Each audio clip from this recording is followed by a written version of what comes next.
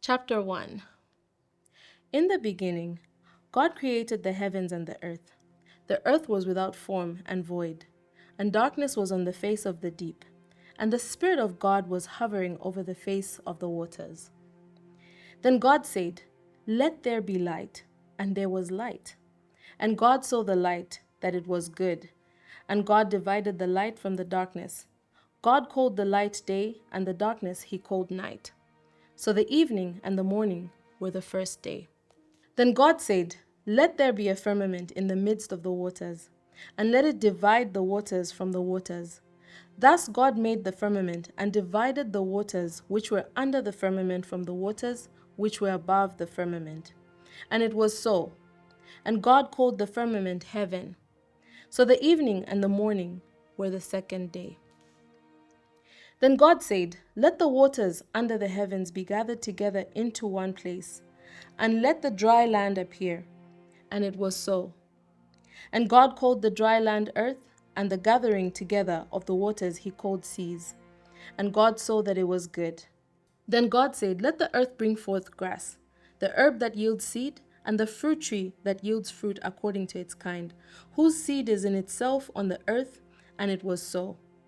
And the earth brought forth grass, the herb that yields seed according to its kind, and the tree that yields fruit, whose seed is in itself according to its kind. And God saw that it was good. So the evening and the morning were the third day.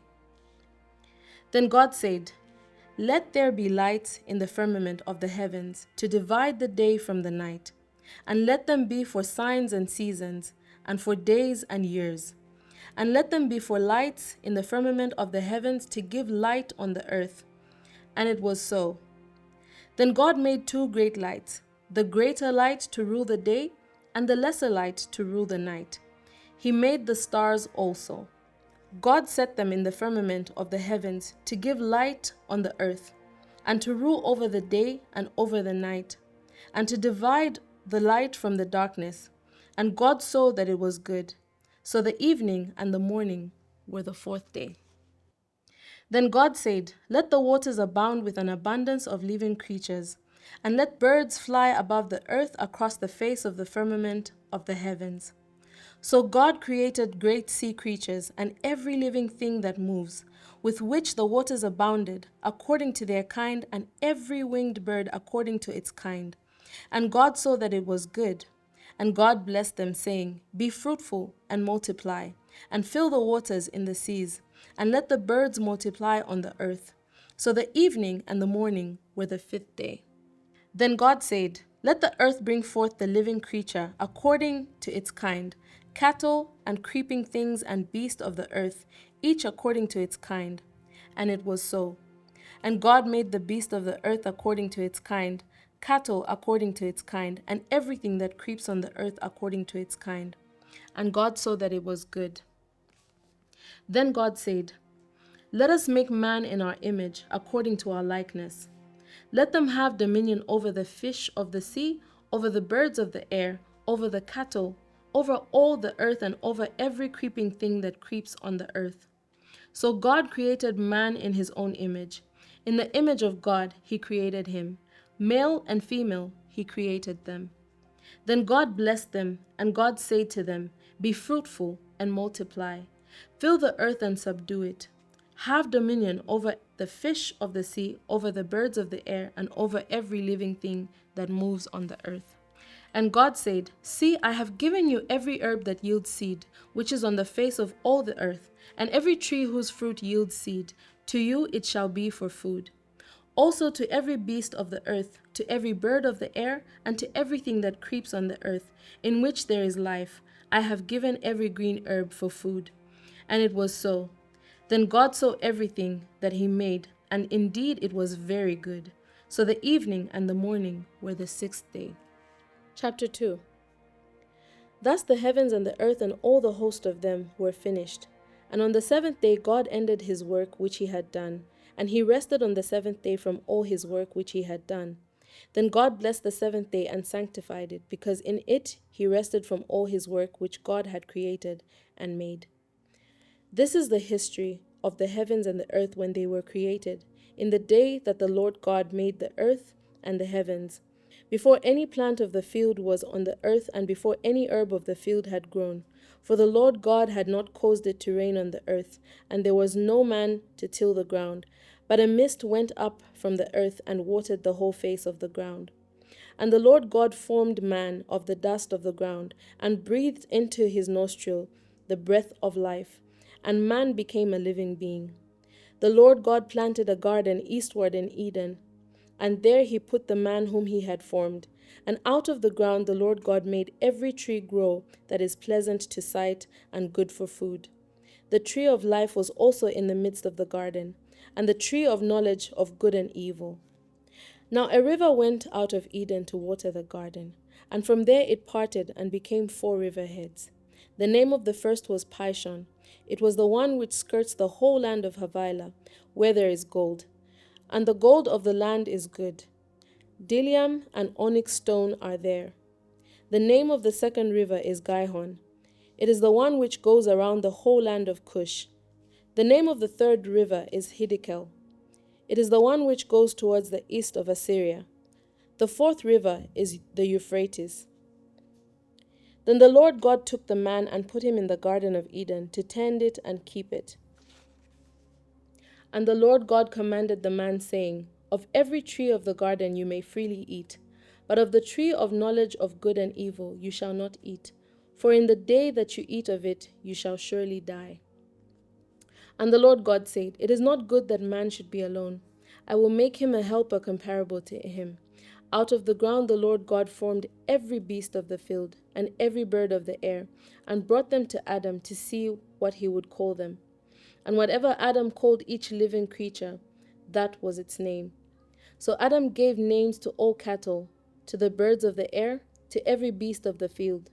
But for Adam there was not found a helper comparable to him. And the Lord God caused a deep sleep to fall on Adam, and he slept.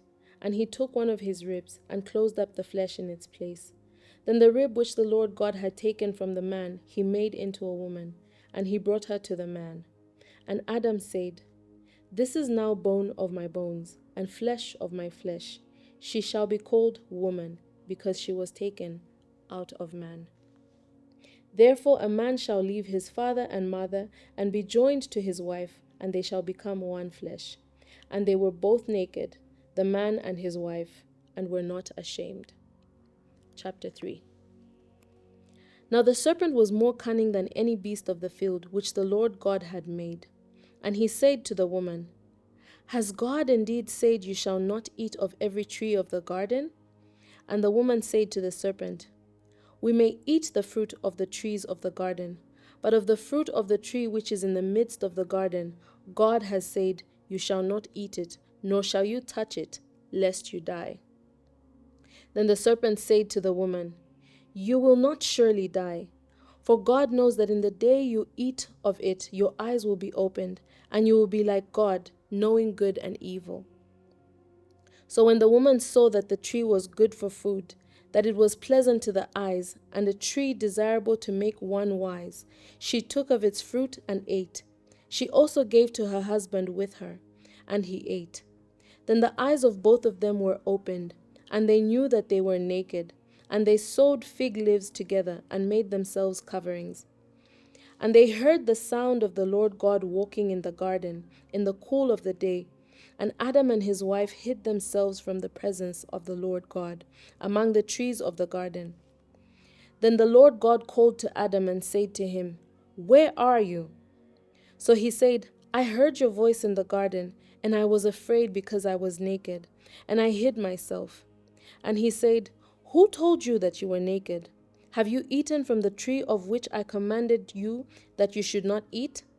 Then the man said, The woman whom you gave to be with me, she gave me of the tree, and I ate. And the Lord God said to the woman, What is this you have done? The woman said, The serpent deceived me, and I ate. So the Lord God said to the serpent, Because you have done this, you are cursed more than all cattle, and more than every beast of the field.